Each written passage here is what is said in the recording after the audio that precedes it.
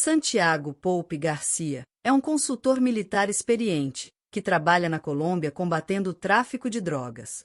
Durante sua missão, ele conhece Giovanna, uma informante que está desesperada para escapar do país junto com seu irmão.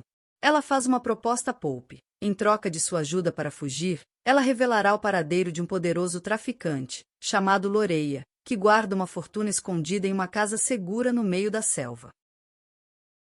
Curioso com essa oportunidade, Pope volta aos Estados Unidos e começa a reunir antigos amigos de sua equipe na Força Delta para esse plano arriscado. Ele os convence a agir como se fossem a mando do governo colombiano, mas na verdade, o plano é colocar as mãos no dinheiro de Loreia. Entre esses veteranos estão Tom, ou Redfle, um corretor de imóveis, William, o Ironhead, um palestrante motivacional, seu irmão Ben Miller, um lutador de MMA, e Francisco o Catfish, um ex-piloto. Com a persuasão de Pope, o grupo decide que essa fortuna não será uma apreensão oficial, mas uma chance de enriquecer. Para reduzir riscos, eles criam um plano cuidadoso para invadir a casa de Loreia, enquanto sua família está na igreja. A equipe derruba silenciosamente os guardas, evitando qualquer violência letal, mas encontra dificuldades para localizar o dinheiro ou Loreia. Pope, porém, percebe que a fortuna está escondida nas paredes, e a equipe começa a ensacar tudo, o mais rápido possível. No entanto, a quantidade é muito maior do que esperavam e, mesmo após o tempo planejado, Redfle, seduzido pela enorme quantia, insiste em continuar carregando o máximo possível, gerando tensão com seus companheiros, que finalmente o convencem a sair antes que seja tarde demais. Após carregar o dinheiro na van, eles fazem uma última busca por Loreia. Durante essa última busca, Loreia surpreende o grupo e fere Ironhead, antes de ser morto por Pope.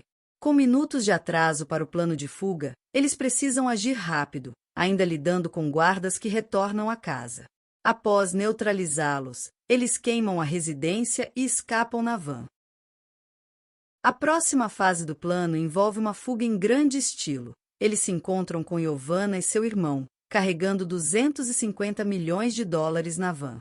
Em um helicóptero, providenciado por um contato de Ironhead, eles embarcam com destino ao ponto de extração, onde transfeririam o dinheiro para uma conta offshore.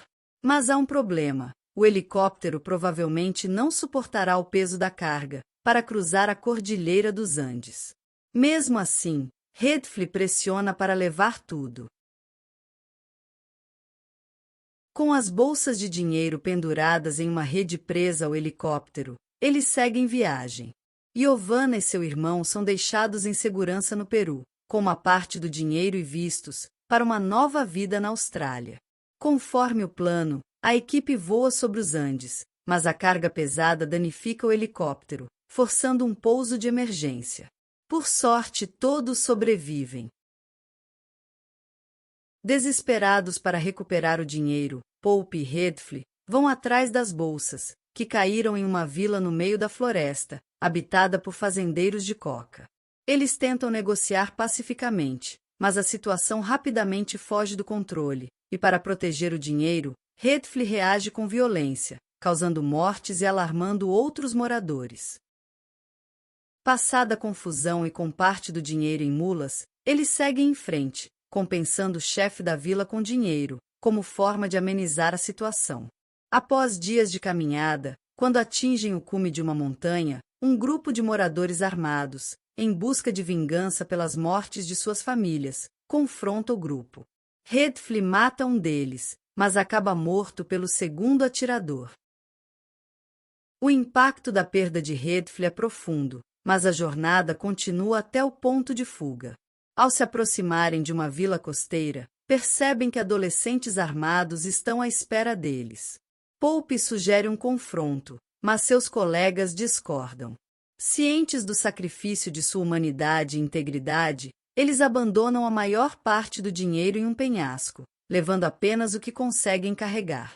A fuga é tensa, mas eles conseguem chegar ao barco com o corpo de Redfle e uma pequena quantia em dinheiro. Já na conta offshore, eles assinam os documentos para repartir o dinheiro entre os 4 sobreviventes e a família de Redfle. Consumidos pela culpa, Os quatro decidem que suas partes devem ir totalmente para os familiares de Headfrey. No final, Ironhead entrega as coordenadas do local onde o dinheiro ficou para trás, caso Pope decida um dia revisitar essa parte de sua jornada.